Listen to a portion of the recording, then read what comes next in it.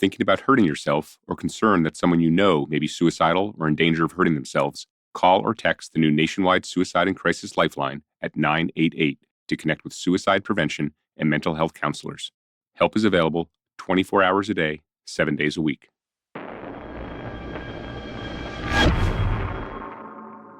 Astonishing Legends would like to thank Squarespace, Mint Mobile, Peloton, Wildgrain, our contributors at patreon.com, and you, our listeners, for making tonight's show possible. Astonishing Legends has been, for over 8 years now, a show about the unknown. Cryptids, UFOs, disappearances, and yes, ghosts. In fact, we talk about ghosts so much that sometimes we might forget what a ghost represents. Death. If you listen to the show, well, then you probably do that because you're fascinated with the unknown, right? The mysteries, the unsolvable. But how much thought have you given to death? And more specifically, your death? Of course, some folks are just naturally morbid, like our good friend Miranda Merrick, the host of the Midnight Library. And there are others who probably think about death, and even their own, a lot. But how many of us think about our own deaths and what they will be like? Sure, we all do that when the time is nigh, but not much earlier in most cases. So you have to ask yourself, are you afraid of your own mortality? Unfortunately, we don't get to choose much about our deaths. The time, place, and circumstances are all choices that converge on us without our consent 99% of the time. But what is the quality of the experience like? Can you do something about that? Join us tonight to meet someone who trades in making the dying as comfortable as they can be when their time comes. And in this case, not just physically, but spiritually and emotionally. An end-of-life doula.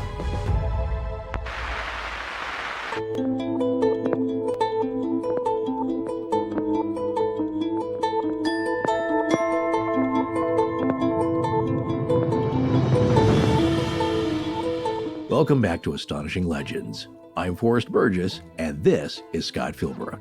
It is but a legend, I know, a fable, a phantom, a show, of the ancient rabbinical lore. Yet the old medieval tradition, the beautiful, strange superstition, but haunts me and holds me the more. Henry Wadsworth Longfellow, from his poem, Sandalphon. Join us tonight for our show on the end-of-life experience.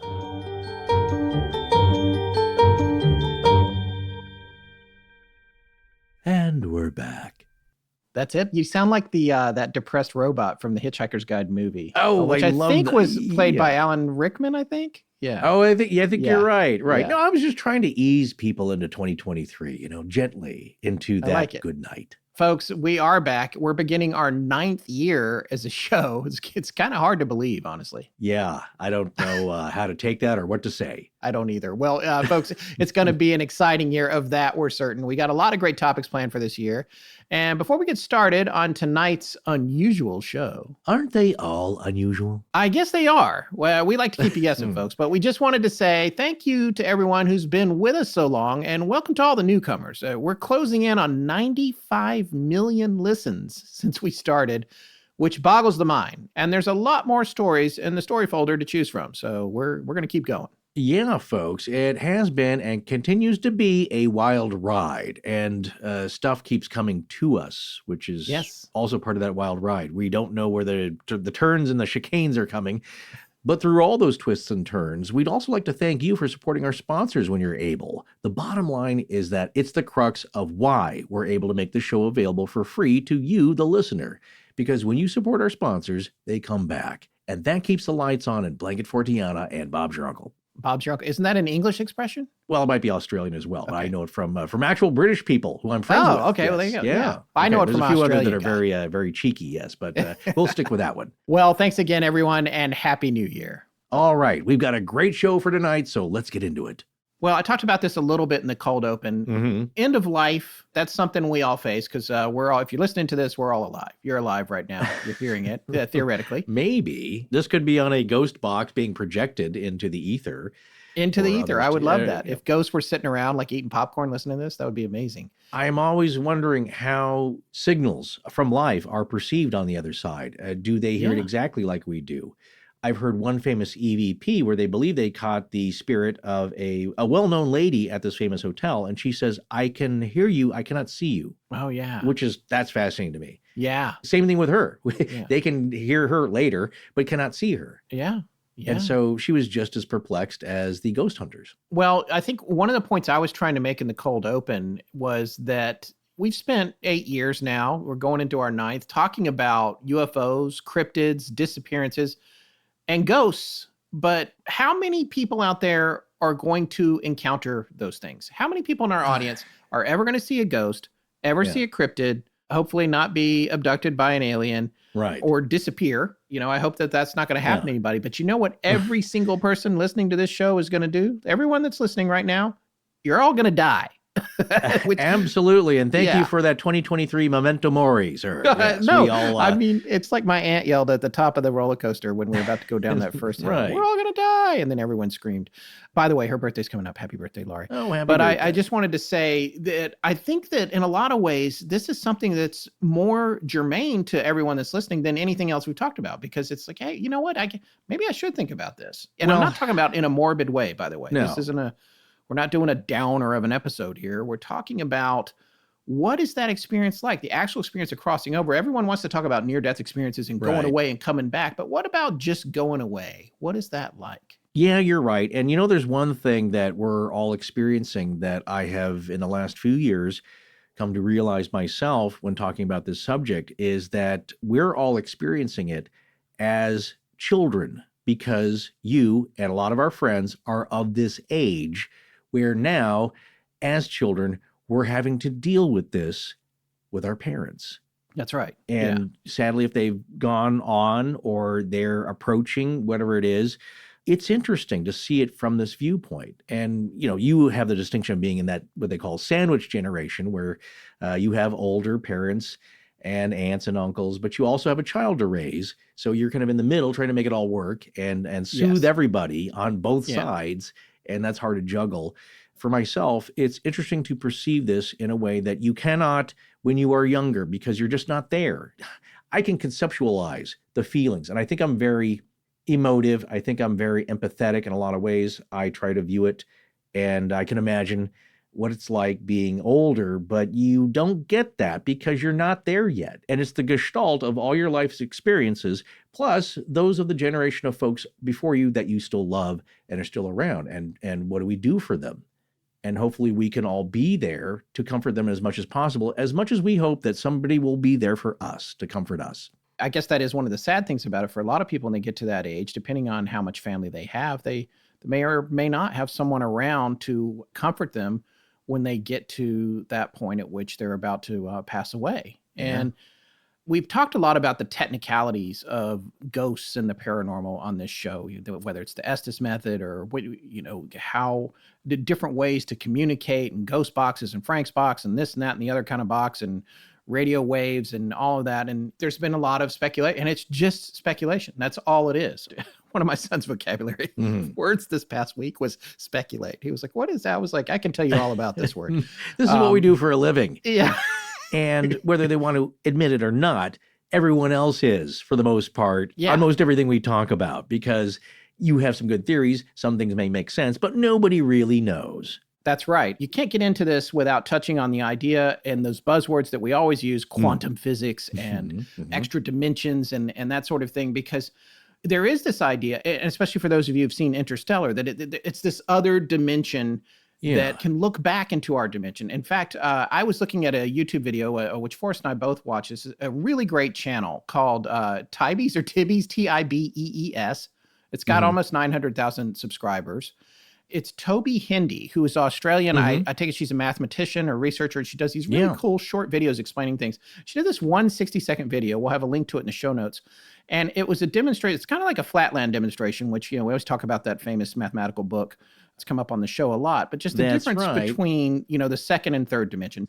And she's standing there in this demonstration. It's only 60 seconds. And she's got a chalkboard, magnetic chalkboard. And she's got her character that she's drawn, a little girl. And the girl has a little safe. And inside the safe, she has these precious gems. And the safe is a sealed box. So for the little girl, her gems are safe inside that box. But for her and for all of us in the third dimensional world, We can walk right up to that chalkboard and just pull those gems right out of that safe without opening it, and she won't even see what happened, that two-dimensional girl. And the other thing that Tibby or Tybee talks about on that video is what the next dimension is to us. Something could come and take the yolk out of an egg without breaking the shell, or look inside our brain, she says. It's really fascinating. So when you think about that, it's hard not to imagine that someday there might be a halfway scientific or fully scientific explanation for what a ghost is or for what happens to us when we die. Right. But in the meanwhile, it's speculation. And it's speculation about how to interact with it.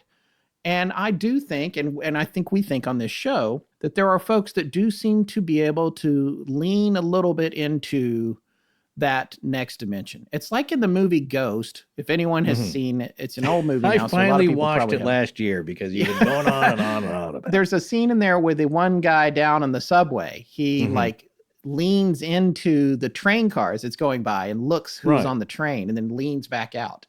He's visiting another dimension almost within his dimension, trying to see what's happening there.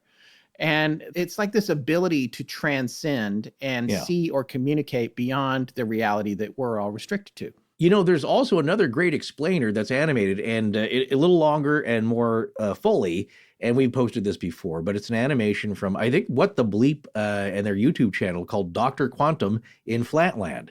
And it's about 5.5 minutes long, but it kind of fully animates not only from Dr. Quantum's as a perceived superhero that can fly around and is in 3 dimensions, but also interacting with a 2-dimensional world where they're freaked out. And again, it's a little dot lady, and she is freaked out because she can hear him because the voice is transcending those dimensions, the 2 dimensions that she's in and exists in and only knows.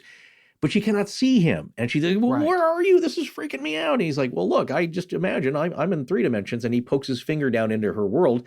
And from her vantage point, she just sees a line form, much like the line wolf. You remember the 2-dimensional skinwalker wolf? Yeah, that was from Linda Godfrey's book. God rest her soul. She just passed away. But that wolf that came out of the corn stalks in the back field behind the people's house, and they looked at it, and then it turned sideways, and it was a straight line. Exactly. And so if that were possible, and of course, I guess the question here is, are there 2-dimensional entities that exist only in the 2 dimensions? Because, of course, we're 3-dimensional.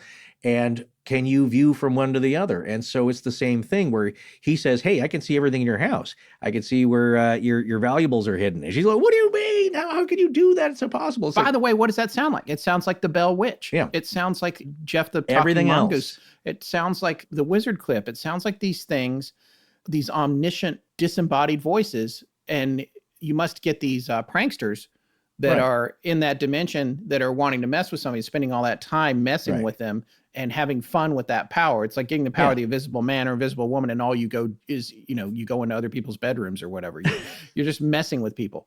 Sure, there is that. But I liked also the connection to the anecdote or the analogy that we always refer to that was in our good buddy Richard Hatem's The Mothman Prophecies of sorts, and that is the perspective of the window washer up high who says, oh, there's an accident down the road, but you can't see it from on the ground. You're like, oh my gosh, are you psychic? Like, no, I'm just higher up and I can see it and you can't. It's just a different perspective. Yeah. Now, coming back to the animated little short Dr. Quantum in Flatland, what I also liked is that the dot, she says, we're not supposed to talk about this. This is forbidden to think about extra to other dimensions. In that he's like, no, it's okay. Look, this is just part of reality. Right. You're not possessed. You're not a freak. It's just that I'm here. I know I exist. And you just don't want to think about it or other people. And so he takes her on an adventure. Let's go check out these other dimensions which do exist.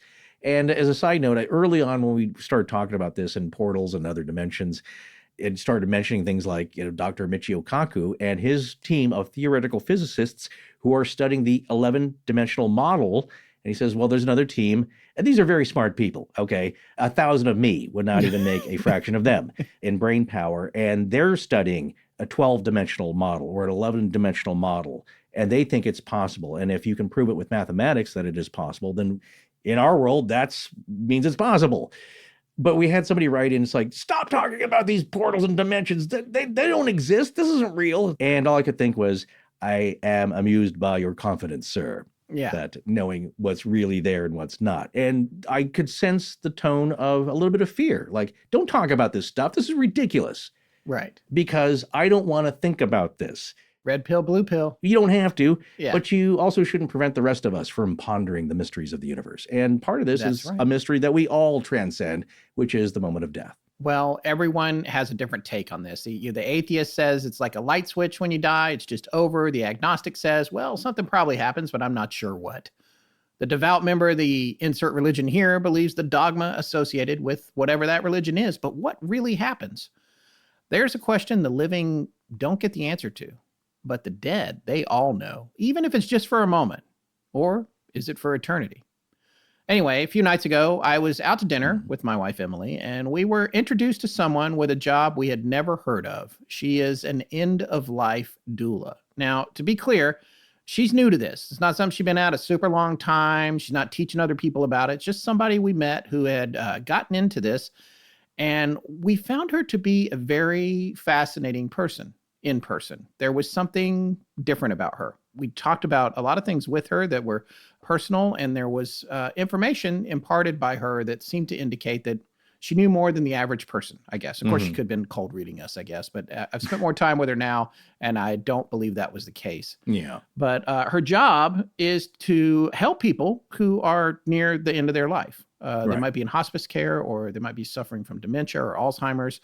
And she comes around and comforts them and helps them feel taken care of and loved. And I can't think of a much more noble profession. It's right up there with nursing or being a doctor or any kind of thing where you help other people. It's a cool gig to be doing. Yeah. And it's very selfless in a lot of ways. You're giving your time to people who they only have a few moments left on Earth in this plane of existence before they make that great journey that we're all going on. And maybe it's all different for each of us, but in a sense, this process is the same. How we deal with it and what we think about it for ourselves and for our loved ones around us is all different. But there are a lot of matching themes that we've noticed after this interview that we've come across, and that people who are about to pass, you may not believe all the same things, but you kind of go through the same processes in a sense. It's fascinating. And, God bless her for doing this. It's much better than that cat who lives at the hospital, who sits on your chest as you're about to pass and steals your Jell-O. I have to admit, when I figured out that I had spontaneously run into Lauren, who we're about to meet at a restaurant, I was a little concerned that she was the cat and that I was the one in danger. So that's true. You were, let's just say, Scott and I did not talk about this for quite a while because I believe it was and still is for him something ineffable about the inscrutable. He can't explain how he felt. He just felt this was something special. There was something unusual about the encounter. I will say that. I've met a lot of people in my life, a lot of people. I lived in New York and Los Angeles for over 20 years combined, and crossed paths with all kinds of folks from the subway to the streets to work and everywhere. And there was just something different about Lauren. That's the most I can say. It's hard to transcribe. Well, so moving on and getting into the show, tonight's show is a bit off the beaten path for us. It's got more of a spiritualism bent to it than we normally lean into, but we thought it was a conversation worth having. We all have family members, like Forrest said, that might be older or ill, and facing the circumstances we're going to be discussing. And like I said, we're all on the same train, so we're all going to get there too at some point. We're all going to that last station. Yeah. Or as the Traveling Wilburys saying, we're going to the end of the line. So, and that's a great song, by the way. If you don't know who the Traveling Wilburys are, look them up. It's an amazing group of talented musicians. But go end of the line, great song. It is very enjoyable, I must say. Yeah. And look, part of this is I enjoy all the various beliefs that people have and ideas on something that you can't really nail down or really have no proof or evidence of other than it happens. So I enjoy the variety. And I will say, this is not getting down on anybody, but if you don't believe in anything, that nothing happens, that it's the light switch going off, you're in the cold, cold ground of moldering. All I can say is that has got to be the most boring conclusion I can imagine. Well, death is something I would say a lot of people refuse to think much about, but maybe there's some value in trying to wrap your mind around it ahead of time and thinking about what it might be like or feel like before you're in those last stages of it. Like what I said about other dimensions. People don't want to think about it, but maybe they're real. Consider that. That's right. Maybe that's where we're headed. Well, Forrest and I were both already home with family when it came time to publish our last show of 2022. We both had a lot on our plates, but I had a little free time, so I thought I'd surprise him and also help him out by taking one of his usual publishing tasks off his plate. For each episode of the show, he builds a specific webpage on our Squarespace website that has all the photos, maps, links, and pertinent info for that episode for people that like to have all the backstory. So I thought, I'll surprise Forrest. I'll do all the Squarespace stuff. And had I known about this ahead of time, I would not have been cool about it. Or just very nervous. Yeah. Well, here's the news flash. Squarespace is so easy and intuitive to use that I was able to pop back into a process that I hadn't personally done in several years and figure it all out pretty quick. I created our new page, which is a lot like a blog entry, added the necessary content blocks and image gallery with descriptions, and was able to post the page on my own while Forrest made a wide variety of homing repairs at his parents' house. That is true. You know, I just my own little control freakiness. I would have preferred to do the page myself just because it's just like the one thing I feel accomplished about. But Scott's right. You know, what is so great about Squarespace is how easy it is to use, and you can figure out anything you need to. Just do a little reading, you ask a few questions, boom, you're done. But rarely do you get presented with a powerful tool that is this simple to use and simple to understand. And that's exactly what Squarespace is. Yeah. Maybe you have a podcast like ours and you're thinking about Squarespace yourself. There's a lot you can do besides just posting a page for each episode. We actually use it to manage our email campaigns too. And not only does it work better than the third-party software we used to use, it's also a lot cheaper. Yeah, you can also connect it to your social media accounts to automatically push your website content to your favorite social media channels and get your brand out in front of more people more efficiently. Yeah, another great feature is the analytics. You can learn a lot about what works and doesn't work and where your most interactive visitors are coming from with the robust tools that Squarespace has to offer for that. You've waited long enough to take this next step. Check out squarespace.com/legends for a free trial. And when you're ready to launch, use offer code LEGENDS to save 10% off your first purchase of a website or domain. Again, that's squarespace.com/legends, offer code LEGENDS. Well, I finally made it happen. Over the break, I got my dad to switch to Mint Mobile. Well, actually, it was me that switched him over, and it truly was so easy to do. So he's a smartphone warrior now and saving big bucks while doing it. No. He rarely uses it. I think he just liked how it looked and wanted a new phone. But that's okay, since we're all saving big bucks, and I want him in constant contact if necessary, and with a trustworthy and reliable service provider, which is what you get with Mint. But here's another thing you get with Mint Mobile, or don't get. No bloated bill. We sure as heck didn't want to be paying insane, outrageous prices for services he'll never use. Man, I hear you on that. And listen up, folks. If saving more and spending less is one of your top goals for 2023, why are you still paying insane amounts of money every month for your phone bill? Right now, you can switch to Mint Mobile. You get their unlimited plan for 50% off. As the first company to sell premium wireless service online only, Mint Mobile lets you order from home and save a ton with phone plans starting at just $15 a month. That's what I did with my dad. All online in about 10 minutes. No need to comparison shop.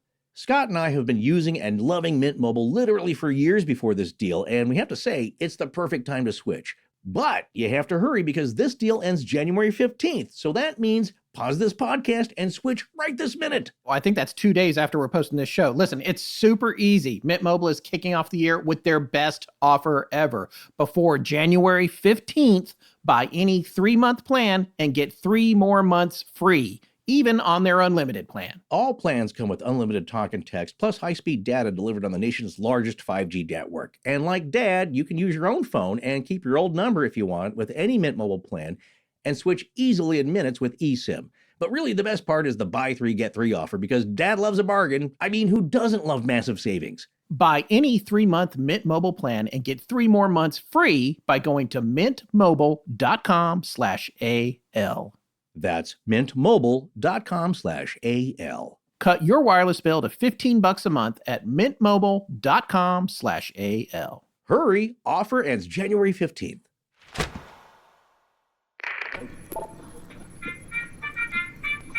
Hi, this is station KOA in Honolulu, and when we're not broadcasting number code, we're listening to Astonishing Legends. 14, 9, 19, 9, 14, 7, 12. So we did call Richard Hatem up and asked him to join us for this discussion, which he did. So Sarah, if you wouldn't mind, and Happy New Year, Sarah, would you please roll the first segment of our discussion with our guest, Lauren? All right, so we are back in 2023, and we are welcoming back our dear friend, Richard Hatem, to join us for this session today. Rich, thanks for coming in. Thank you so much for having me. This is so great. I like being the last of 2022 and the first of 2023. This is exciting because this one sort of came out of nowhere. Yes, it did, and we're going to talk about that a little bit. I hope you had good holidays with your family, and your party that you invite me to every year that I never get to go to was good. You have an excuse, Scott. You're on the other side of the country. Forrest, on the other hand. Well, it is Christmas Eve, and I am with my own family 1,100 miles away. So I do live in LA with Rich, but to counter that, that's the only time he invites me over when he knows I'm not going to be able to attend. So, no, we all missed each other, and we hoped you had a great holiday, Rich. Yeah. And thank you so much for attending our roundtable, which was a smashing good success. That's my second favorite party of the year. But Forrest, I just do want to point out on the invitation that I send out, it clearly states, bring the kids, bring the parents. Oh, One I of these see. years, bring them down, and then you guys all come out. If that were ever to happen, then Scott and his family is showing up, and we're not just leaving for the evening. It's going to be a week-long hellish experience that you'll wish you'll regret for the rest of your lives. You and your family. I invite you over for one night, and then that equals you're going to stay at my house with your family for a week. Yeah, it's a Randy Quaid situation. It's like any vampire evil spirit. You gave permission, so we're setting up camp. Got it. Okay, understood. Well, Scott, you and I actually didn't have a lot of chance to talk to each other. I think perhaps it's on purpose, giving each other a break from each other. But we did communicate a little bit. And recently, you had quite an interesting and uplifting, remarkable, poignant, significant interaction with somebody. And you had not even yet told me a whole lot about it. So both Rich and I are very interested now to find out what that's all about. And all we know is that you were moved quite a bit, you and your wife, in meeting this new person, which we're both all very excited to meet ourselves.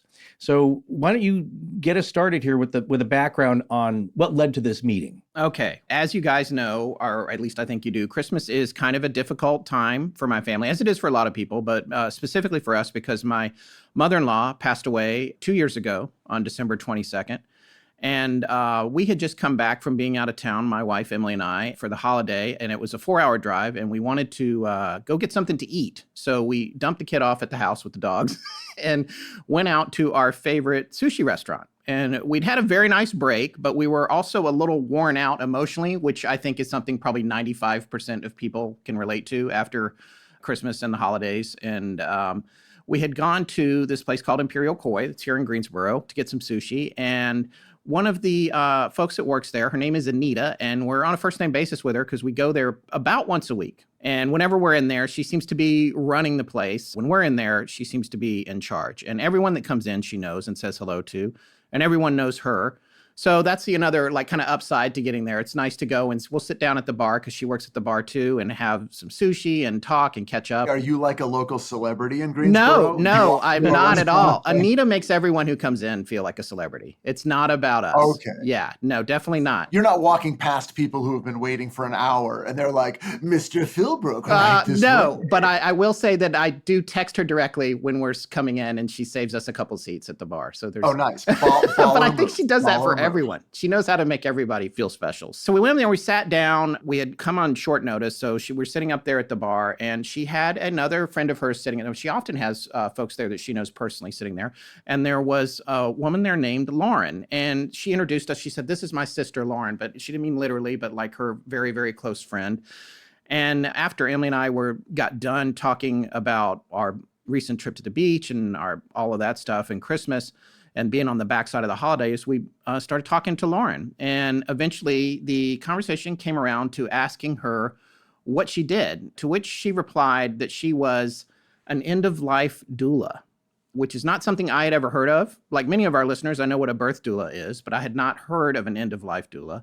And she explained what she did and spoke to us a great deal about the experience of passing away and helping folks who are near their end of life. So I sat quietly. I said nothing about Astonishing Legends, just listening to her stories and observations there for a little bit and her personal experiences. And the more she spoke, the more what she said aligned with a lot of the things that we've learned and discussed on the show. And as that unfolded, the more I was getting very fascinated about how much common ground there was between things she was saying and stuff we've already talked about. Now, to be clear, she has not heard the show. She doesn't know our back catalog. So any references you guys make to prior episodes, she's not going to know. But that was the other part of it that really made a connection for me, because she was mentioning things that we had talked about without ever having heard the show, which leads to that common area about how at least we think things are working. So after a time, Emily, my wife, says to me, you should have Lauren on Astonishing Legends, which of course I was already thinking. I thought it would be a good idea to ask her about it and bring her onto the show. So the other thing that I wanted to point out, and Forrest and I talked about this a little bit offline before recording today, is how sometimes the show seems to take on a course of its own from topic to topic and guest to guest. And we have learned to recognize when that's happening. And we trust that the universe has a reason for it. And maybe it might supersede our topic plans for the next episode. And so when it happens, we put our main topic pipeline on a sidetrack, and then we move things into position like we did with the Duffy's Cut shows that we just recently did. So without any further ado, Lauren, I want to thank you so much for taking the time to join us tonight. We've come to believe that some stories need to be told at a certain time, even if we don't know why. And this seemed like one of those times. Maybe somebody in our audience needs to hear from you. Whatever the case, I want to thank you for taking time out to come in and sit down with us. Yeah, thank you so much. You and Anita are good friends, I take it. Yes. At the restaurant, yeah. How far back do you guys go? I don't know. I've been going there for years, but we have this thing, like I can feel energy, and when someone needs my presence or just being there, like I go places sometimes and I don't even know why I go. But Anita always, she'll call me when she's feeling down, and like I'll feel her energy and like go up and just try and make her feel better and listen. I think the biggest thing is for anything is listening and just being there and holding space. I want to talk about what you're doing now, but like I want to back up first to the extent that you're comfortable.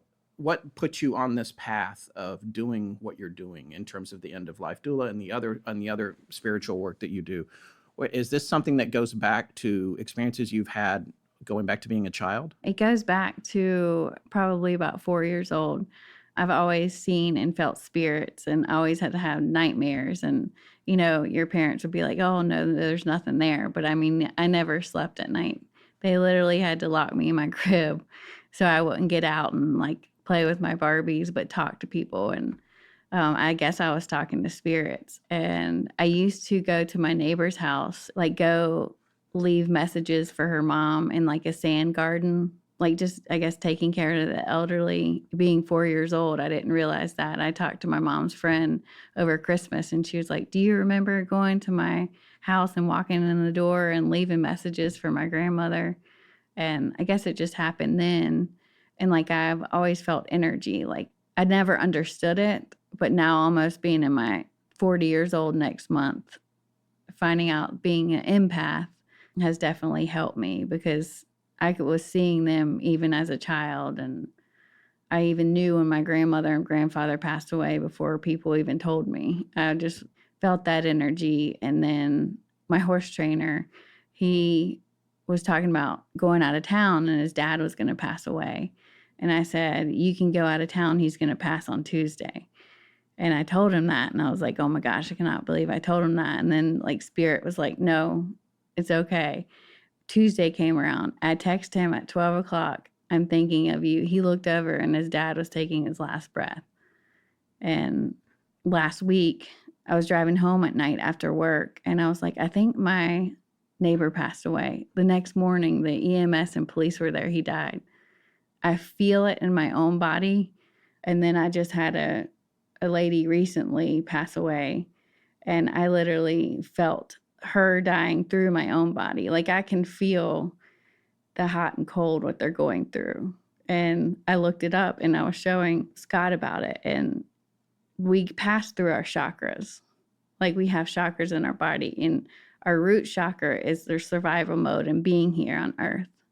When you start to travel out of your physical body, I call this a meat suit.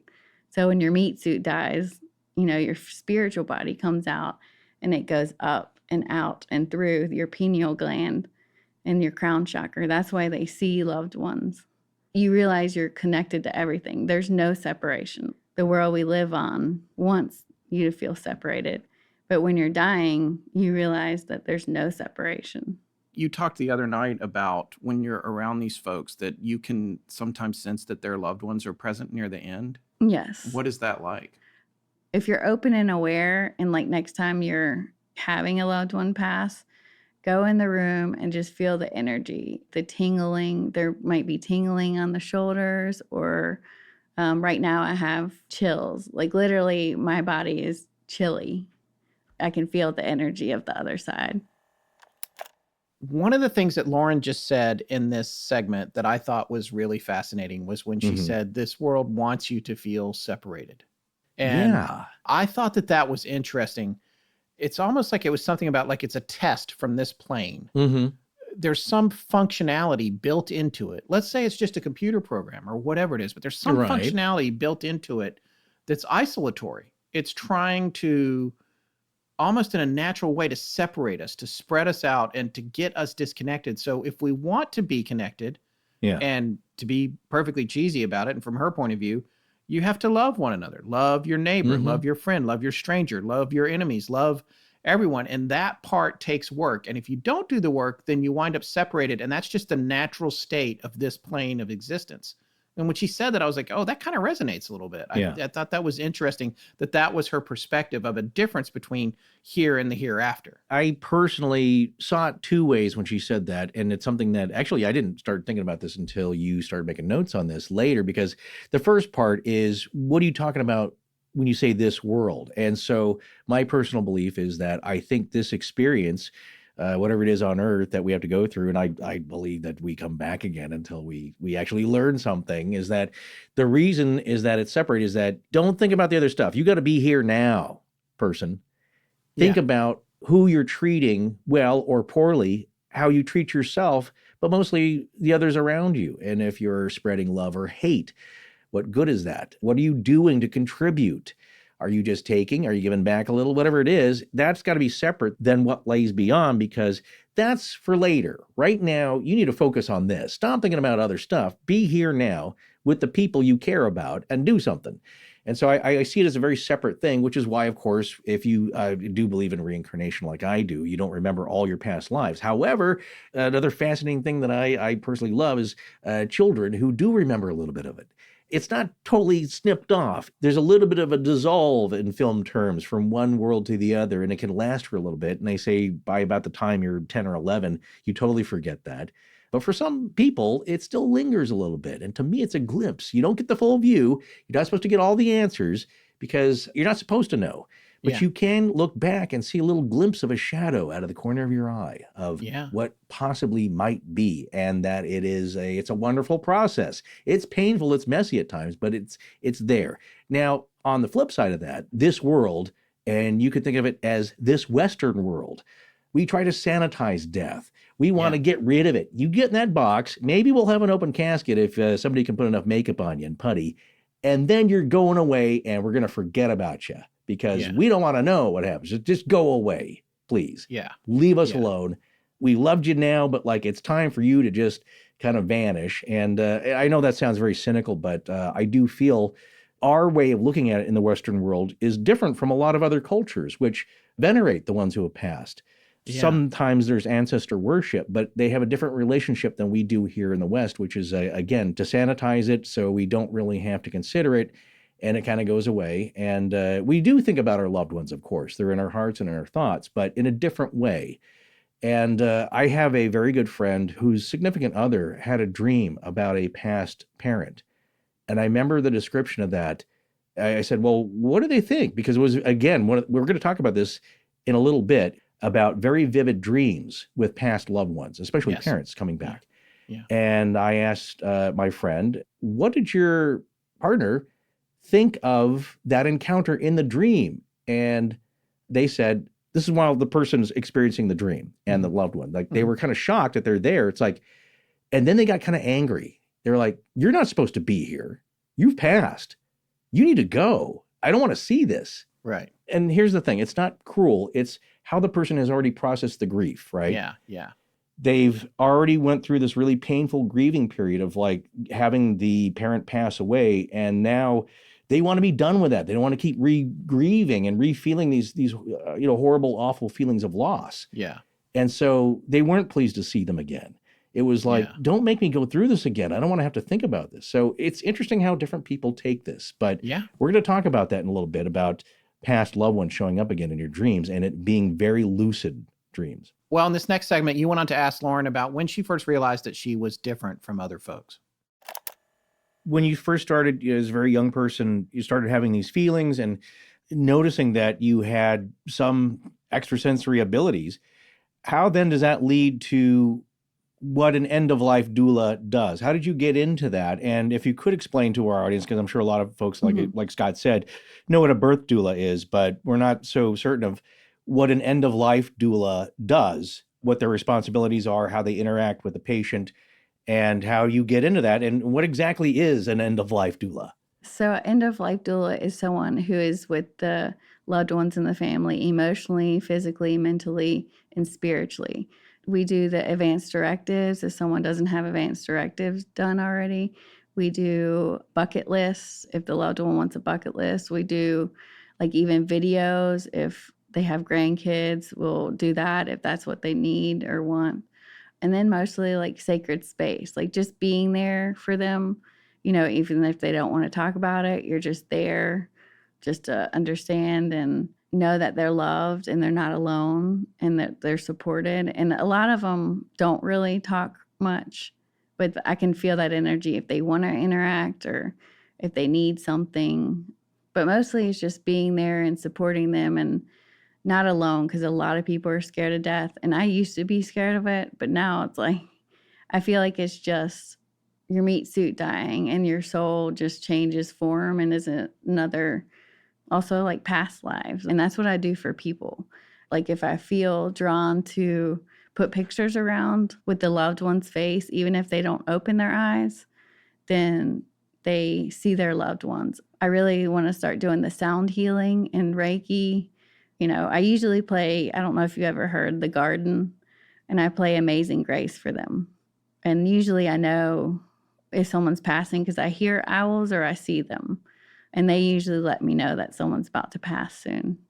That was one of the things that you said the other night about the owls, that it's something that's come up on the show a lot. And there's a whole philosophy behind the appearance of that. So that's something that jumps out to you and you just start seeing them when you know that somebody's about to go. Yes. When that happens. Yeah. So the last one, I kept seeing owls all day, and I went to the house and I, talked to the daughter, and I was like, I've been seeing owls all day. And she goes, oh my gosh, I had a dream about my stepfather when he died, and an owl came in. And I was like to myself, he's passing tonight. And then it passed that night, and like the lights were flickering. And then after, when the hospice came, the lights were flickering. So that's them like leaving the body and going into spirit. And they're here for about 3 days, and then they usually go. Do things like that usually happen to other doulas that you know? And is there an organization? How do you become a doula? Is there an association, and then how do families reach out to doulas? Is there some kind of network that you can all share and practice and train with to become for some kind of certification? Yes, I just did a Doula Givers Institute. So it's online and you can do it at your own pace. And it's the spiritual, emotionally, and just learning that way. Have you talked to other doulas that have had very similar experiences, or is it all different for every practitioner? People all pass away in different manners, but there are a lot of similarities I've noticed just in my own life and my own family of the same kind of going through the same kind of things, being visited by deceased relatives, them experiencing kind of the same things and same dreams. And it's like, it doesn't match exactly, but it all kind of rhymes, if you know what I'm saying. Do the doulas notice that there are similarities, and do you have the same strange experiences that you've had, which we're going to ask you about after this? Yes, I do think some of them do have the same experience and some have different, because everyone's journey is different. All of our journey and all of our experiences are different. So I have heard some that have the same experience and some that don't. I feel like for myself, I'm more of on the spiritual level. I think that's part of like how I am naturally, my imagination and different things. I'm always like the spiritual zone. It's harder for me to stay more grounded. I think that's the thing.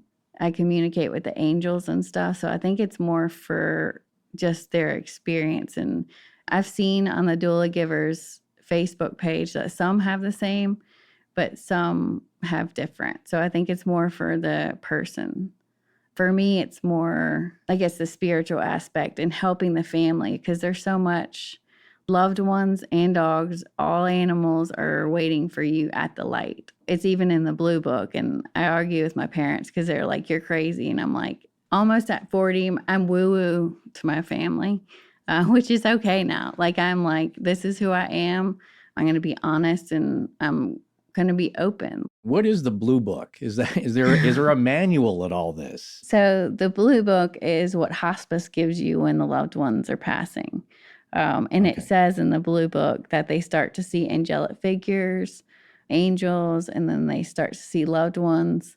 That's why I say when my parents argue with me, I'm like, you don't believe me, but it's in the blue book. I think they're kind of scared of death because I'm like, I just want to get people to learn that it's not a scary thing. And no one really wants to talk about it. Like when I talk about it, sometimes they're like, okay, that's enough. Like you can change the subject. Does it make them uncomfortable because they have a personal religious views of how things are supposed to go and this runs counter to that? Or because sometimes I think certain psychic skills run in families, but it sounds like maybe your parents aren't quite as open, or I don't know. How do you fit into your family structure? So I think my grandmother was a medium and psychic, but she never said anything because that was not known back in the day, or you'd be a witch. Also, if you think about it, a witch is really a healer, someone that heals by plant medicine and different things. I have had people like get mad and be like, well, what's your religion? I'm like, my religion is love. Like we shouldn't judge anyone's religion or how they feel or what they experience. We can still love each other. But I do have some people talk about religion and argue about it. But then when the loved one's passing, they never mention any of that stuff. It's not a real part of what they were perceiving. Right. Yeah. It's like a crutch or something. I think so. I think people, this 3D world we live in, we think everything's separated.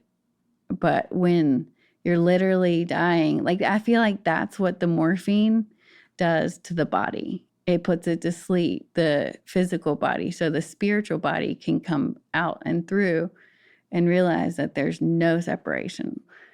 There's no one higher, no one lower. We're all God's children and spiritual beings having a human experience. I guess people would call it religious dogma. Our rules, our regulations, the formats, the structures that we put upon spirituality, the source elements or the inspirations for those are real, but our rules kind of fade away. Our human devices to explain this and organize it, those kind of fade away, and that we all have a common experience when we pass that is just more encompassing in a spiritual experience that does not have a lot of the rules and labels that we put on here on Earth. Is that what you're saying? Yes.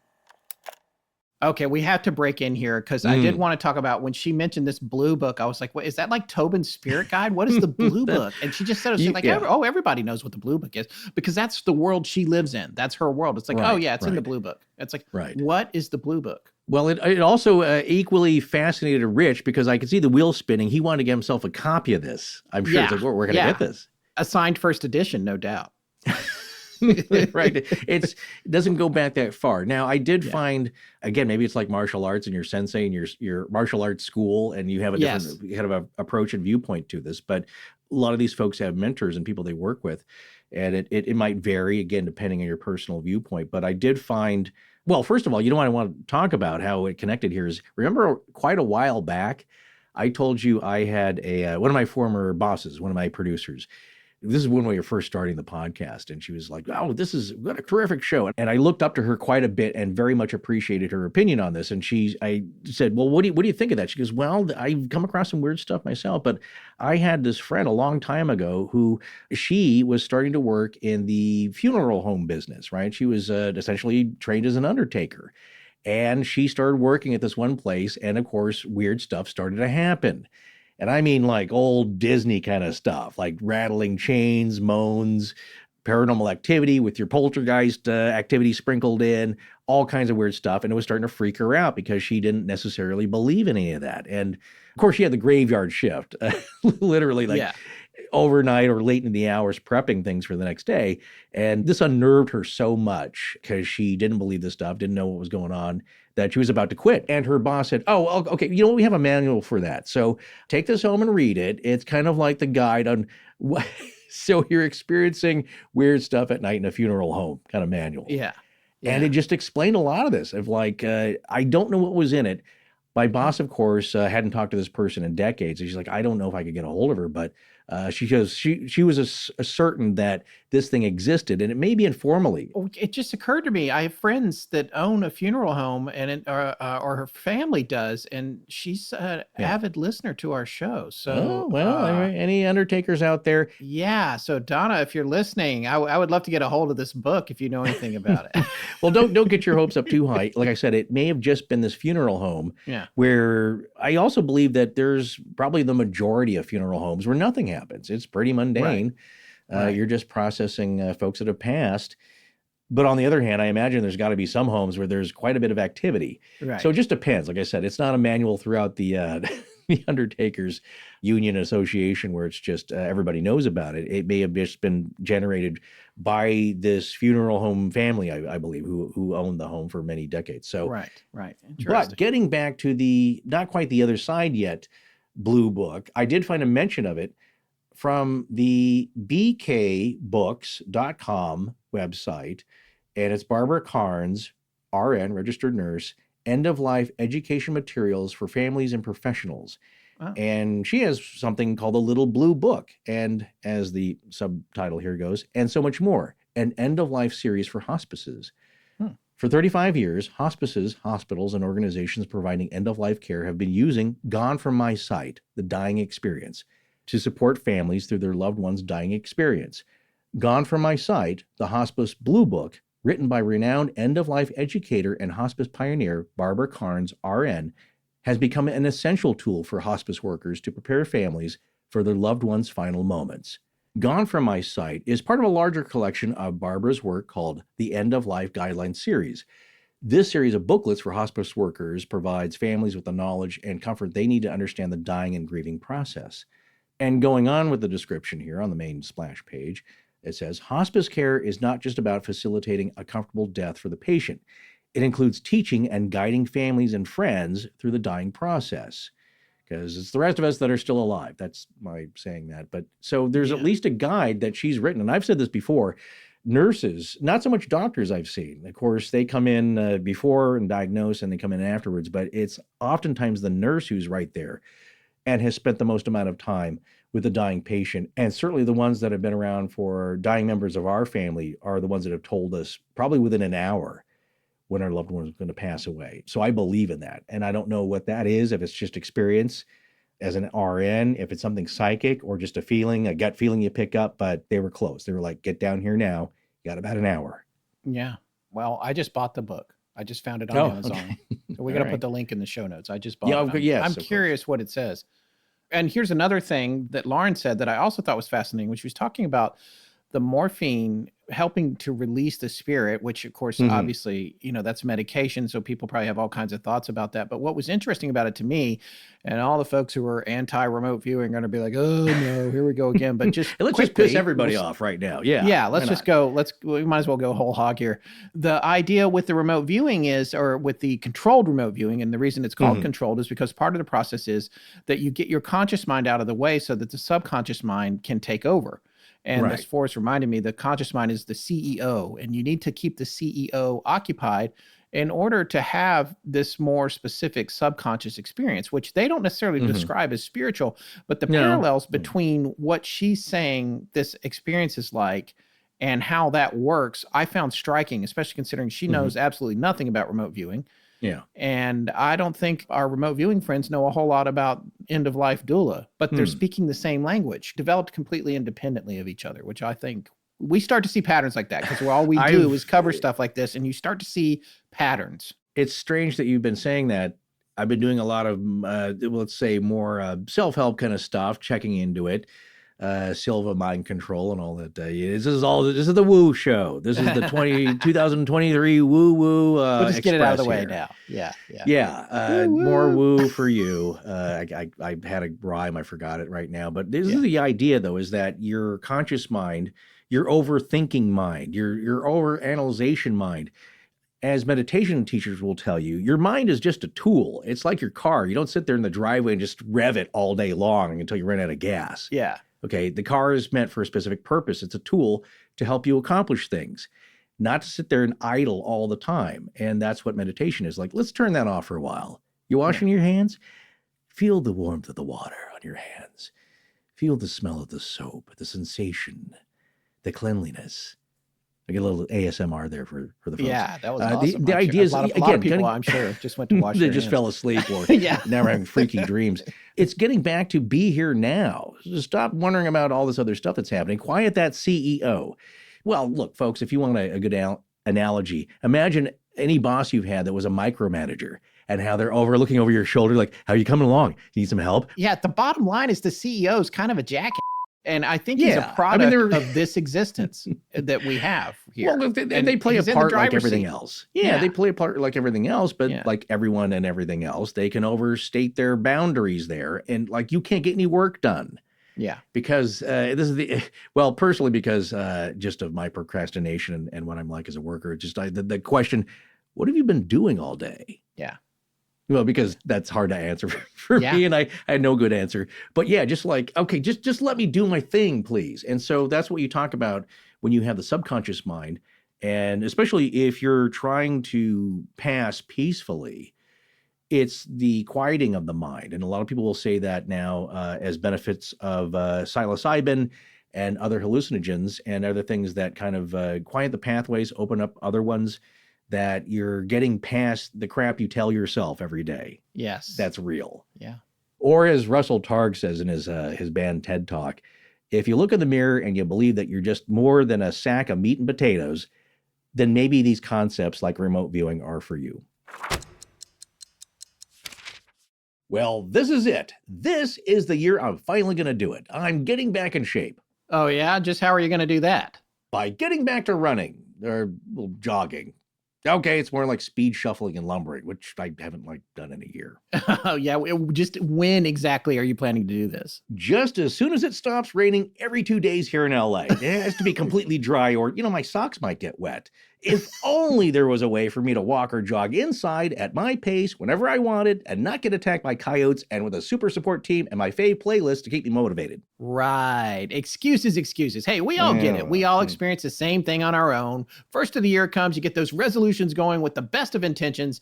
Then you find reasons for not being active and bam, next thing you know, you haven't done any exercise in 6 months. But that's where Peloton can be your secret weapon in achieving your fitness goals. True dat. And yeah, Peloton eliminates all of your objections and self-defeating roadblocks, not by shaming you or making you feel bad for not being in beast mode every single day, because when you beat yourself up for not going at your own pace, you just end up avoiding fitness altogether. No, I see Peloton as an effective two-pronged approach to success.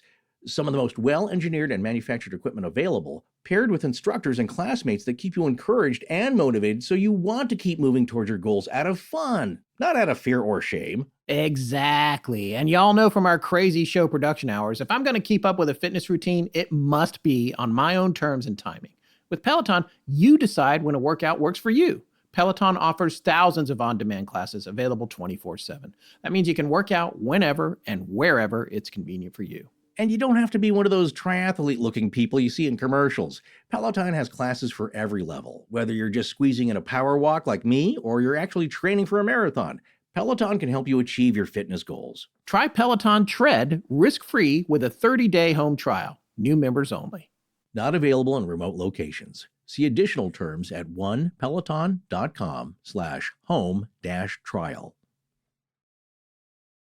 Folks, 2023 is upon us, and well, the holidays are behind us. And now that the other people in your life aren't giving you any more gifts, maybe it's time to give one to yourself. Give yourself the healthy and delicious gift that keeps giving all year long. Wild Grain. Wild Grain is the first ever bake from frozen subscription box for sourdough breads, fresh pastas, and artisanal pastries. It was a huge hit at our house over the holidays, I gotta say, and there is nothing like the smell of fresh baking bread. Unlike typical supermarket bread, Wild Grain uses a slow fermentation process that's easier on your belly, lower in sugar, and rich in nutrients and antioxidants. Every item bakes from frozen in just 25 minutes or less. Plus, for every new member, Wild Grain donates 6 meals to the Greater Boston Food Bank, so you can eat well and do good at the same time. To kick off the year, Wild Grain is offering delicious products such as an ancient grain sourdough loaf and fresh artisan fettuccine pasta. All you have to do is sign up at wildgrain.com/legends and choose which type of box you want to receive and how often. It's easy to reschedule, skip, or cancel. I got my Wild Grain box a few days ago, and I am absolutely sold. I've already signed up to get more. This stuff is delicious. I love sourdough, but making it right is a true art. All it took was about 20 minutes in the oven at 450 degrees, and after cooling down, it was ready to go. And I mean to tell you, it was freaking delicious. Yeah, even my dad loved it. And of course, I eased them into it with the chocolate croissants, And so, but the pasta, everything was delicious. And Wild Grain makes their sourdough and other breads the old way, using wild yeast that can take days from start to finish. And fun fact, spelt is an ancient grain dating back to 5000 BC. If you've heard our Göbekli Tepe series, then you know that's not too long after humanity began to figure out agriculture and had to stop hunting and gathering and begin to build what would later become the inspiration for cities. Dude, only you could find a way to tie a sourdough loaf back to a prior episode of the show.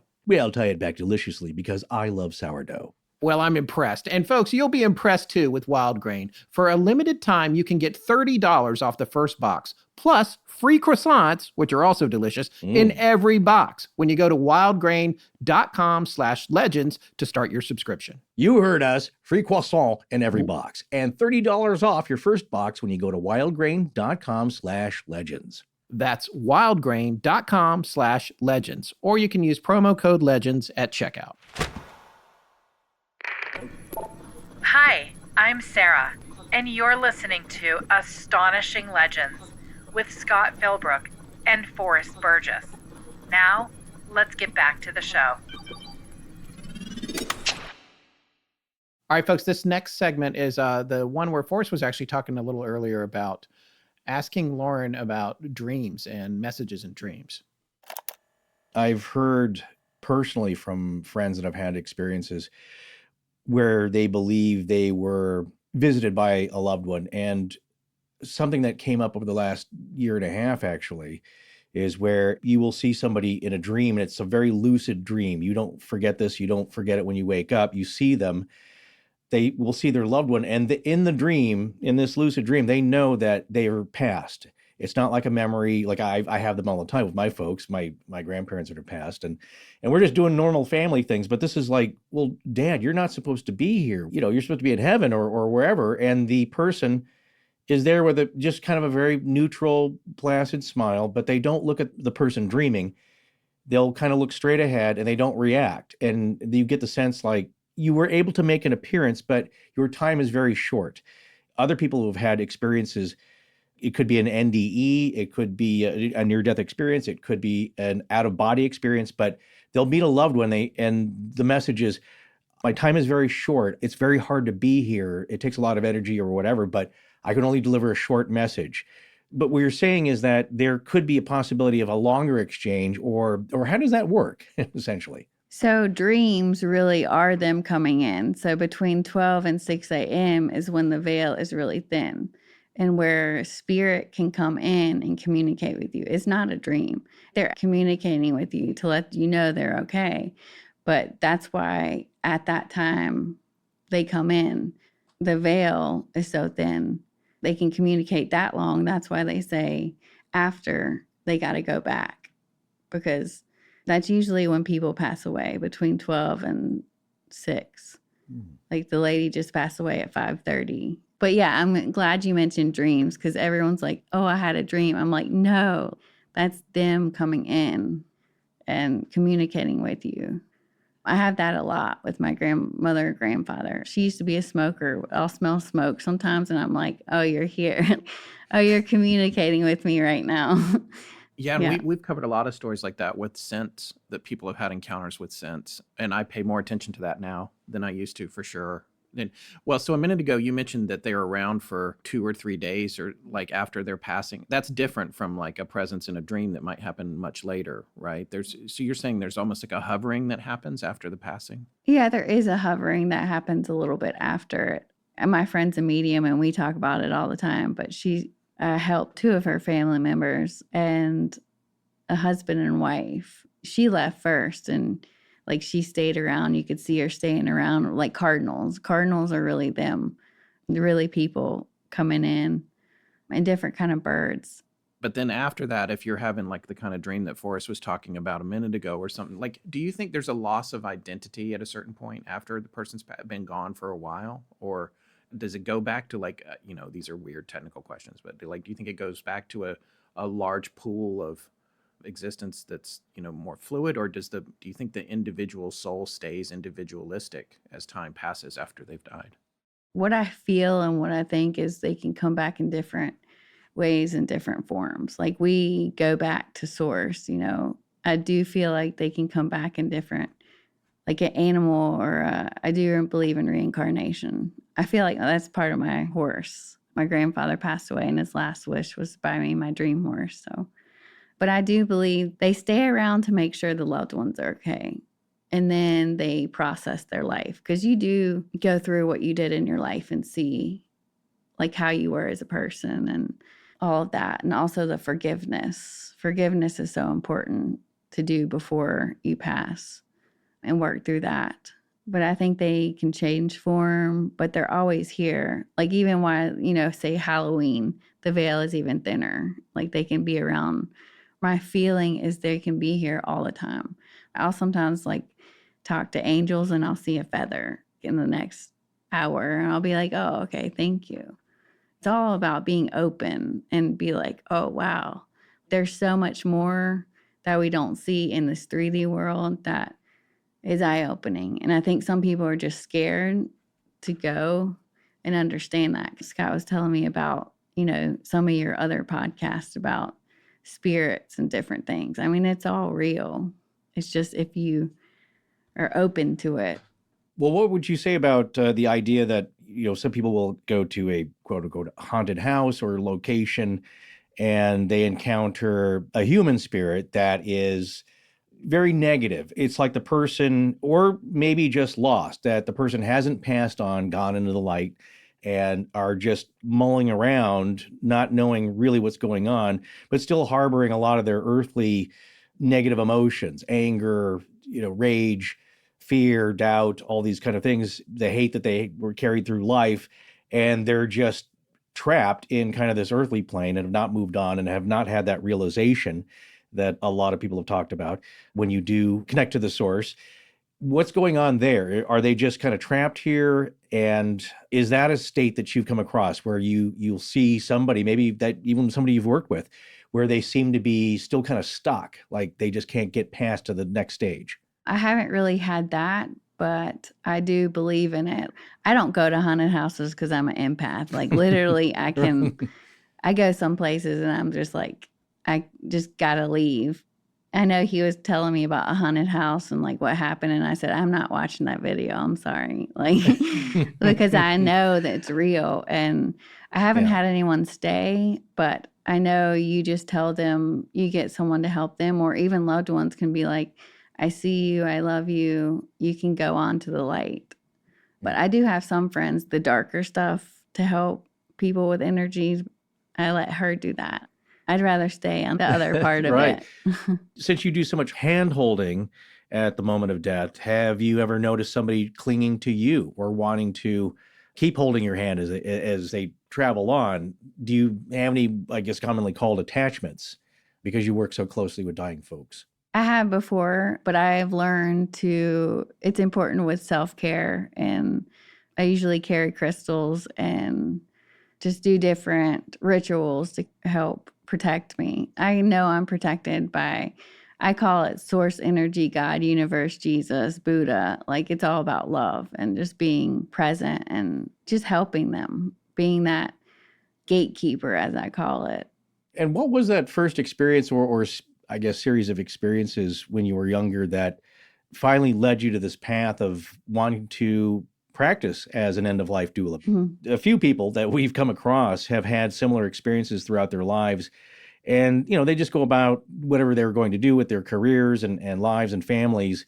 And some are led, it seems, to a specialty like this. What happened in your life, do you think, that because of all these earlier experiences led you to wanting to do this for a career? Because as Scott and I know, and Rich as well, is that with empaths, it's a lot to take on. It's incredibly draining, or it can be. What led you personally? What series of events led you to want to do this? Mostly for me, I just love people and love helping and just being there. I think it's the biggest way I can do. And it's also like gives me self-care and love back by helping someone. A lot of times they are going through the denial in different stages, and it's just you being there and just supporting them, working through it. I'm almost 40 next month, and learning about the empath parts. I think growing up, I never could do the same way as every child. I tried so hard to learn the same way, but it never worked for me. So I would learn in my own way.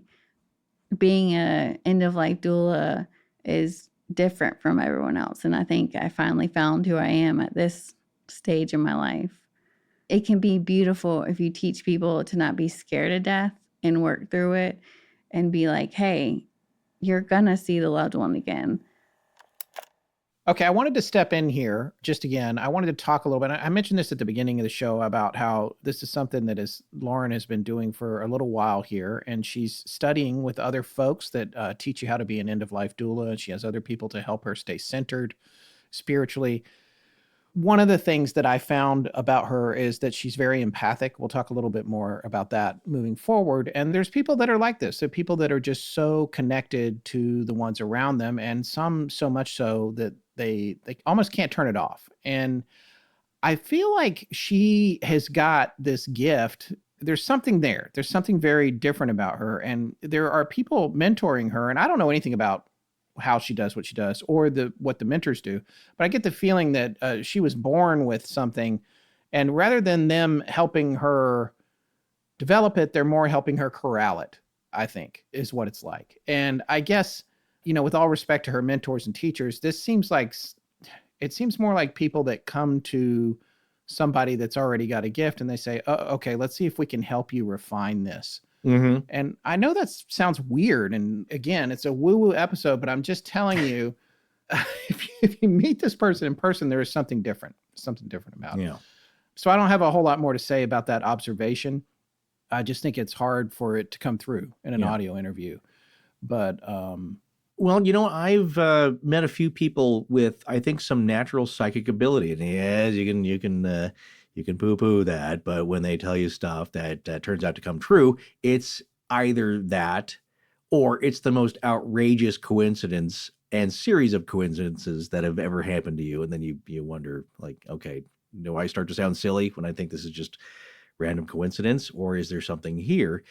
I've had these folks, though, who have not really trained, but they will say that some of these empathic feelings, you have to learn to control them because it can be too much. And I think that's what Lauren is saying here, is that if you can't learn to corral them and fine tune them, then it can be really annoying to a great degree and very irritating in many cases.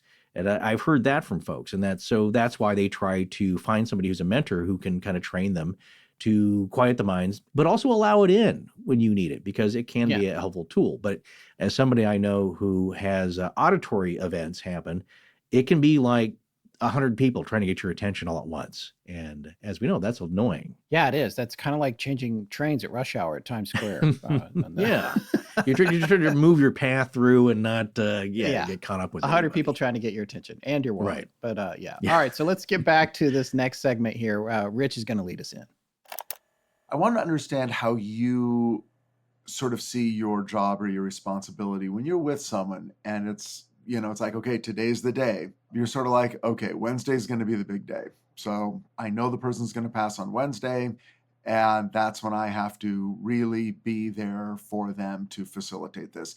Now, I'm making an assumption. Is that how you feel? No, well, I guess in a way, but it's mostly about being present and there. I think when I knew that night she was going to pass, I was getting everything ready, communicating with the angels and just getting her room ready. Like I was putting pictures around her, playing that garden song, playing Amazing Grace, and just talking to her and saying it's okay.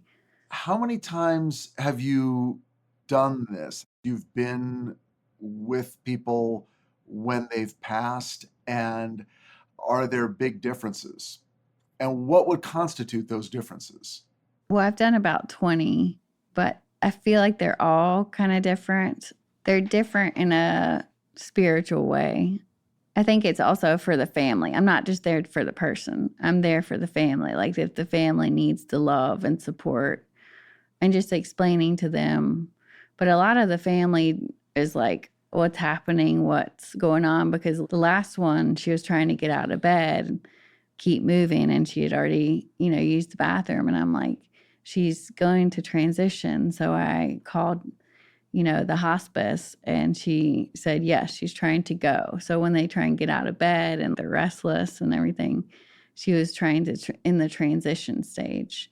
But I'm mostly there also for the family because they need that support because they're like, what's happening? And you explain what's happening to the physical body, to the spiritual body, and get them to understand that the loved one is okay and that they're supported from the other side. In terms of what you experience, I've been reading a lot about something called the shared death experience, where a person will be present when someone passes on.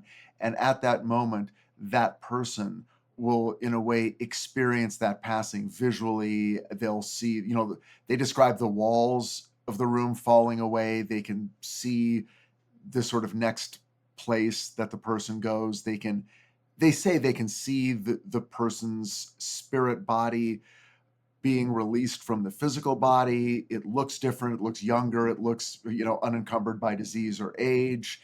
And they're experiencing all this while other people who are also physically present in the room are not experiencing that. Where do you fall on that spectrum? I usually feel that, what the person is feeling and how they're dying. I feel like also with loved ones in the room, if I can explain to them, like, be present and just kind of open and aware, because a lot of people are, stressed and anxiety and crying, but they can't be present enough to feel it. You have to literally be present and in body and aware of it to feel what's going on. Because the last person, one of the family members came in and I said, be present. What do you feel? And he said, I feel tingling on my arms and shoulders and I'm relaxed. And I said, well, those are angels around. So it's opening them up to want to feel it. It's scary because it's something new. But if you're open and aware and you can teach them, because I usually see loved ones on the bed that have passed and they're, waiting for them, and that they're communicating with them and talking to them. But as it's happening. You see that, or you see that in your mind's eye? Or I see it in my mind's eye, mostly my third eye, or I can feel it. They're showing up to help with the transition. Yes. And usually the loved one that they say they see is the one that's guiding them through. And that's a consistent part of the experience? Yes. So something that Rich and Scott and myself have discussed in our own near-death experience series a few holiday seasons ago is the negative near-death experience, where the person seems like they may not be going to a bright, shiny, happy place or being guided by loved ones and angels, and I got a little bit of flack for possibly suggesting that this was a deserved experience. But what I really meant was that it was shown to this person in the dying process what they needed to see. It was a correction that they needed to experience before they passed on, so that they were given a second chance to correct their ways or their thinking here on Earth in this life. Have you, Lauren, ever experienced something that was not the same experience as the others, in that it was the same pattern? I think that's what Rich was getting at, where the same types of beings show up, the same types of heavenly beings, of past loved ones, that this was going to be a different journey for this person. Not to say totally negative, just that it's like possibly a cartoon where you see everybody going in the same conveyor belt, and the character goes off to the right, like, nope, that's not for you. Or I guess in just a little side thing, that Woody Allen has this dream that in Stardust Memories, I think that when he dies, there's a big party train going to heaven. But no, he gets the train with 3 really quiet old folks, and that's the pattern of his life, is that you're on another track. You're going over here. You don't get the fun party heaven experience because of what you've done in this life. You're going somewhere else. Has that ever been a sense to you that this person that you're with dying is not going to get the same treatment? No, I've never experienced it that way. It's usually positive, because I do think we all go to the same place. It's learning the lessons and forgiveness also.